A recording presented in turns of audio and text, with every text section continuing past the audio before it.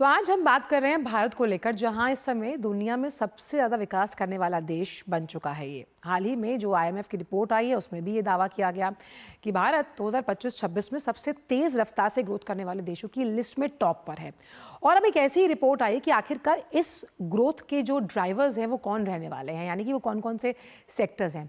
तो आज जैसा कि आप पीछे भी देख पा रहे हैं, हम रिटेल सेक्टर पर चर्चा करेंगे कि रिटेल सेक्टर कैसे गेम चेंजर साबित होगा पूरी भारतीय इकोनॉमी के लिए। तो रिटेल सेक्टर कैसे रॉकेट की रफ्तार के साथ आगे बढ़ने वाला है, यही हम आपको कुछ पॉइंटर्स के जरिए समझाएंगे और हमारे साथ फिर कुछ देर में मेहमान भी जुड़ने वाले हैं। तो रिटेल सेक्टर को 2034 तक अगर हम देखें, वो बढ़कर 190 करोड़ रुपए तक पहुंचने का अनुमान जताया जा रहा है, यानी कि डबल डिजिट रफ्तार के साथ ये आगे बढ़ेगा।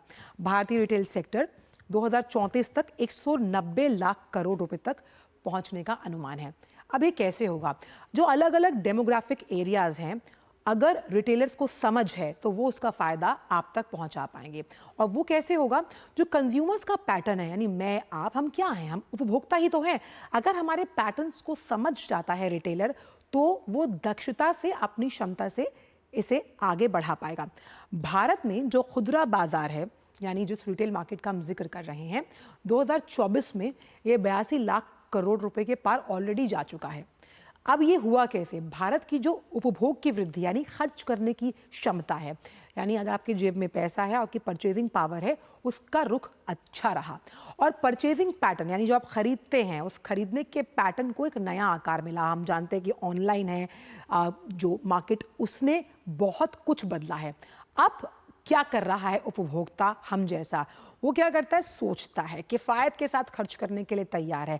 और उसकी इस सोच को अब विक्रेता, यानी कि जो रिटेलर है, आम रिटेलर, छोटा रिटेलर, जो बड़ा रिटेलर है, उसको समझ रहा है। और इसीलिए उपभोक्ताओं का रुझान किस तरफ है, हम जानते हैं कि एक दौर आता है, उस रुझान को समझने की कोशिश है। अब खाद्य, यानी कि खाने पीने का सामान, और किराना क्षेत्र, जो रोजमर्रा की आपकी दिनचर्या की जरूरतें होती हैं, उसमें 13% का इजाफा हुआ है। और जो उपभोक्ता टिकाऊ वस्तुएं हैं, उसमें 6% की वृद्धि हुई है।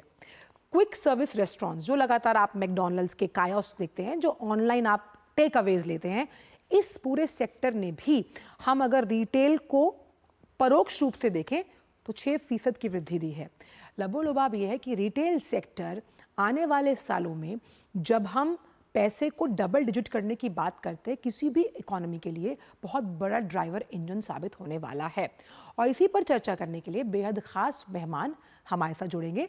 शुभमोय भट्टाचार्य जी वरिष्ठ आर्थिक पत्रकार हैं, जो हमारे साथ जुड़ेंगे इस खास चर्चा में शामिल होने के लिए। लेकिन पहले तो मैं इनको स्वागत कर दूं। बहुत बहुत स्वागत है शुभमोय आपका। और पहला सवाल यही है मेरा आपसे कि रिटेल सेक्टर को आप कितना बड़ा गेम चेंजर या फिर बूस्टर डोज का इंजेक्शन मान रहे हैं भारतीय इकोनॉमी को, जो हम 5 ट्रिलियन का ख्वाब देख रहे हैं, उसे सार्थक करने के लिए?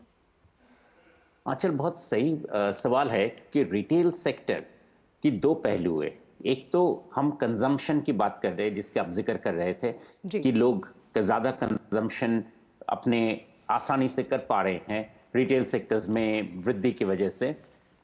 दूसरा चीज़ है कि रिटेल सेक्टर के जरिए एम्प्लॉयमेंट की जो बहुत बड़ी तादाद बन रही है, कि इतने सारे क्विक सर्विस डिलीवरीज वाले जो कंपनीज हैं, वो एक्सट्रीमली ज़्यादा टियर 1 ही नहीं, टियर 2, टियर 3 टाउन्स में अपने जो जाल विस्तार करते जा रहे हैं, उसके वजह से वहाँ पे एक स्टेडी एम्प्लॉयमेंट, जो हम गिग इकोनॉमी की बात करते हैं, उसमें एम्प्लॉयमेंट की जो बहुत बड़ी जो एक्सपेंशन हुआ है, वो अपने आप में ही कंजम्पशन को साथ में बूस्ट देता है। कंपनीज के साथ साथ कंपनीज के एम्प्लॉयज के बढ़ने का ये बहुत अच्छा एक मिसाल है। और इसीलिए आप देख रहे हैं कि बहुत सारे जो पॉजिटिव डेवलपमेंट्स हैं, वो इसी से जुड़ा हुआ है। एक तरफ कंजम्पशन बढ़ रहा है, दूसरी तरफ कंजम्पशन ले जाने के लिए एम्प्लॉयज की जो ह्यूज एक जाल जो बड़ा है, वो भी उसमें फायदा दे रहा है। जी शुभमोय, जो हम परचेजिंग पैटर्न की बात कर रहे हैं, इस परचेजिंग पैटर्न को आप किस तरह समझा पाएंगे हमारे दर्शकों को? क्योंकि हमने देखा है कि जो कंज्यूमर, मैं आप, हमारा purchasing pattern year on year बदलता है, उसे अगर आम विक्रेता समझ लेता है तब भी रिटेल सेक्टर में जिस ग्रोथ की उम्मीद हम कर रहे हैं वो संभव है। हाँ, उसके पहले हम थोड़ा डेटा देखते हैं। इसी हफ्ते में नेशनल स्टैटिस्टिकल ऑफिस ने एक जो गवर्नमेंट जो इंडिया जीडीपी के थर्ड क्वार्टर जीडीपी के डेटा निकाले हैं। उस डेटा में अगर आप पर कैपिटा जीडीपी के अगर आप डेटा देखें तो पर कैपिटा जीडीपी करंट प्राइस में अभी वो 2.35 लाख हो गया है, यानी कि पिछले 10 साल में ग्रोथ रेट 9.1% रहा है। ये काफी इंपॉर्टेंट है समझना, क्योंकि और इसमें भी आप देखेंगे कि पिछले 2 साल में, यानी कि पिछले 2 वित्तीय साल अगर हम देखें तो उसमें the per capita GDP has jumped by more than 40,000 rupees at current जी। प्राइसेस। ये है बेसिस। अब इस बेसिस पे अगर हम देखें कि लोग क्या किस पर खर्च ज्यादा कर रहे हैं, तो खर्च नेचुरली, जब आप कह रहे थे कि लोग समझ बूझ कर खर्च कर रहे हैं हायर इनकम का, तो जी। एक बड़ा सा एक जो प्राइवेट कंजम्पशन का एक बड़ा तबका आता है हेल्थ एक्सपेंडिचर, साथ में सर्विसेज कंजम्पशन, जैसे होटल इंडस्ट्री में, ट्रेड इंडस्ट्री, इसमें बहुत ज्यादा लोगों का फायदा, इसमें बहुत सारा रुझान रहता है। सर्विसेज सेक्टर में ये होटल्स इंडस्ट्री में बहुत सारा चीजें आ जाता है, होटल्स रेस्टोरेंट वगैरह, साथ में एजुकेशन। और आप देखेंगे एजुकेशन सर्विसेज, हेल्थ सर्विसेज, और हेल्थ सर्विसेज मतलब सिर्फ हॉस्पिटल ही नहीं, हेल्थ के कई सारे एस्पेक्ट्स हैं कि जैसे ही लाइफ एक्सपेक्टेंसी बढ़ते जी। हैं तो बहुत तरह के हेल्थ प्रोडक्ट्स लोगों को पसंद आना शुरू करते हैं। Health supplements, health food, health alternative food, millet की जो बात कर रही है उस तरह के बेस के खाद्यान्न, इस तरह के बहुत सारे चीजों पे लोगों का रुझान जाता है। तो निश्चित आप देखेंगे कि फूड आइटम्स के ऊपर और क्वालिटी फूड आइटम्स के ऊपर लोगों का इंटरेस्ट बढ़ता जा रहा है। साथ ही में एजुकेशन सर्विसेज की कई तरह के एजुकेशन, अपने आप को स्किलिंग करने के लिए, उस पर डिमांड बढ़ता जा रहा है। और वो इन दोनों सेक्टर्स में, ये सरप्राइजिंग नहीं है कि इंडिया में यंग पॉपुलेशन है, तो इन दोनों सेक्टर में उनका उत्साह काफी ज्यादा रहेगा कि इन चीजों से हम कैसे अपने जिंदगी में फायदा ला सकते हैं। जी शुभमा, क्योंकि परचेजिंग पावर की हम यहाँ बात कर रहे हैं, सीधी सी बात है कि जिस तरह से अब टैक्स में रियायत दी गई है, तो जब आपकी जेब में पैसा है तो उसे आप खर्च करेंगे। इससे क्रेडिट ऑफ टेक को आप कितनी मदद मिलते हुए देखते हैं? टैक्स के साथ साथ आप साथ में आपको नजर दोहराना पड़ेगा, आरबीआई ने अभी जो रेट ऑफ इंटरेस्ट में कटौती किए जी। हैं। हम अगर जब बाजार में निकलते हैं तो सबसे बड़ा जो मिडिल इनकम और लोअर मिडिल इनकम ग्रुप्स के जो लोग होते हैं उनके लिए ब्याज दर में कम होने से बहुत सारी चीजों की जो खरीदारी है उसमें उनके लिए चीजें सस्ती हो जाती है, वो अफोर्ड कर सकते हैं। ये बहुत बड़ा एक बदलाव आता है। इसीलिए, क्योंकि बहुत सारी चीजें वो जो खरीदते हैं वो लोन के बेसिस पे खरीदते हैं, और लोन अगर सस्ते रेट में आता है तो उनके लिए बहुत बड़ा फायदा रहता है। टैक्स की बात की आपने, इनकम टैक्स रेट्स, बिल्कुल उसमें जो 12 लाख रुपए का जो एग्जम्पशन लिमिट किया गया है वो अपने आप में ही बहुत चेंज है, और वो फायदा अब साथ में देखने को मिलेगा। और साथ में रेट ऑफ इंटरेस्ट, ब्याज दर में जो कमी आई है वो, और अभी चलने वाली अगले अप्रैल मई तक अगले फिर से रेट कट होने के जो चांसेस हैं, दोनों ही जी। कंपनीज लोगों को लोन लेकर अपने इन्वेस्टमेंट्स, अपने कंजम्पशन को बढ़ाने का के लिए एक आसान तरीका बन जाता है। और ये जरूरत है क्योंकि बहुत सारी चीजें रूरल इकोनॉमी में, सेमी अर्बन इकोनॉमी में लोगों के लिए ये बहुत फायदे का एक एडवांटेज, एक सिचुएशन रहता है कि उनके जो रीपेमेंट की जो रेट्स हैं जी। वो उसमें रेट्स में घटौती उसमें वो घट जाता है। तो ये सब चीजें सब जाके एक पॉजिटिव इनकम स्पाइरल बनता है। जी डेमोग्राफिक डिविडेंड कितना बड़ा असर डालता है जब हम रिटेल सेक्टर में बढ़त की बात करते हैं, और ख़ास तौर पर जो पब्लिक प्राइवेट कंपनीज हैं, चाहे हम टाटा की बात कर लें, हम और अलग अलग कंपनीज, उनके लिए इस सेक्टर में कितना स्कोप है? बहुत ज्यादा, जिसलिए मैं कह रहा था कि यंग इकोनॉमी है, यंग एक्सपेंडिचर का, हमारे मीडियन एज करीब 28 साल का हम मान के चलते हैं। तो इसमें अगर देखेंगे कि हाउस होल्ड सेविंग्स में जो बदलाव आ रहा है कि वो फिजिकल एसेट से जो करीब 13% था, 13.4% था, वो अभी उतर के 12.8% हो गया। और ये चीजें फिजिकल एसेट्स से हटकर फाइनेंशियल एसेट्स में जाने की जो प्रक्रिया है, ये एक पॉजिटिव है, क्योंकि इससे क्या होता है कि म्यूचुअल फंड्स, इंश्योरेंस, ये सारे जो फाइनेंशियल एसेट्स जिसमें लोगों को पहले रुझान नहीं था, इंटरेस्ट नहीं था, उन चीजों के ऊपर अभी इनका इंटरेस्ट बढ़ जाएगा, क्योंकि यंग इकोनॉमी है। अब जैसे एक स्कीम की बात हम गए कि पीएम वात्सल्य स्कीम, इन सारे स्कीम्स में लोगों का इंटरेस्ट बढ़ता जा रहा है और बढ़ेगा इसीलिए क्योंकि ये यंग पॉपुलेशन है।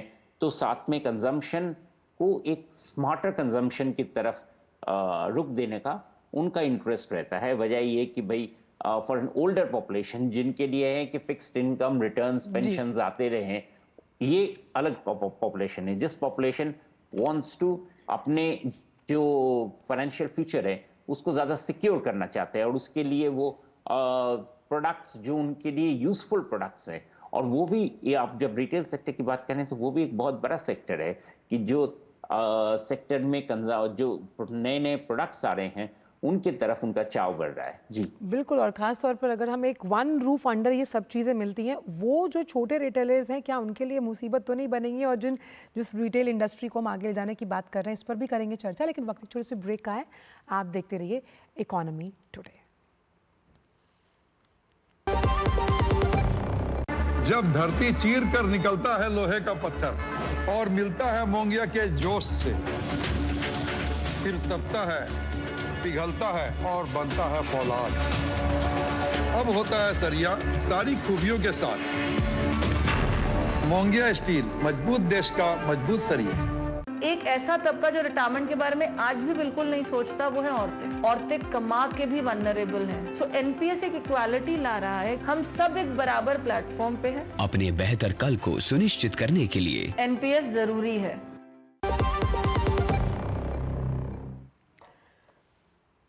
ब्रेक के बाद सभी का स्वागत है इकोनॉमी टुडे में, और आज हम रिटेल सेक्टर पर कर रहे हैं चर्चा। शुभ बॉय हमारे साथ जुड़े हैं। शुभ बॉय, एक आखिरी सवाल यहाँ पर ये कि रिटेल सेक्टर में एक बहुत बड़ा कंपटीशन ये है कि ऑनलाइन एक अलग इंडस्ट्री है जो लगातार इस बात का सबब दे रहे हैं कि भाई जो छोटा विक्रेता है कहीं उसे नुकसान तो नहीं हो रहा। तो जिस ग्रोथ की हम बात कर रहे हैं रिटेल सेक्टर में, उसमें छोटे विक्रेता का रोल और आने वाले सालों में क्या फ्यूचर हो सकता है? अच्छा जी, अब देखेंगे कि छोटा विक्रेता में खासकर अगर हम जो ट्रेडिशनल विक्रेता है, हैंडीक्राफ्ट्स या जो सप्लाई चेन है, शहरों में आप देख रहे हैं बहुत सारे टेक्सटाइल ग्रुप्स में जो सप्लाई देते हैं, उनको कोई प्रॉब्लम नहीं है इस एक्सपेंशन से कि बड़े कंपनी आए हैं उनसे चीज़ें खरीद रहे हैं। आप अगर किसी भी जगह पे अगर आप सर्वे करेंगे तो आपको ये दिखेगा कि वो कंपनी छोटे छोटे जो यूनिट्स है, स्मॉल एंड माइक्रो यूनिट्स, उनको काफ़ी सहूलियत है, उनको काफ़ी खुशी है कि इस तरह के कंपनी आते हैं, उनको लॉन्ग लाइन ऑफ क्रेडिट देते हैं, उनको फ़ायदा होता है। तो ये वो एक बड़ा तबका है जिनको सच में बेनिफिट दिख रहा है और बेनिफिट का वो इस्तेमाल कर रहे हैं। आप बात कर रहे हैं कि जो मॉम एंड पॉप स्टोर्स की जो बात कर रहे हैं, जो शहरों में टिपिकली होते हैं, किराना टाइप का स्टोर्स, जिनके लिए बड़े कंपनीज, बड़े ग्रुप्स के एक्सपेंशन जैसे ब्लिंकिट, अमेजन, फ्लिपकार्ट वगैरह के जो एक्सपेंशन है उनसे वो घबराते हैं काफ़ी हद तक। लेकिन उसमें अगर सबसे बड़ा चीज़ है कि फर्स्ट ऑफ ऑल इंडिया के सारे सेक्टर्स में टेक्नोलॉजी का इस्तेमाल इतना ज़्यादा हो रहा है।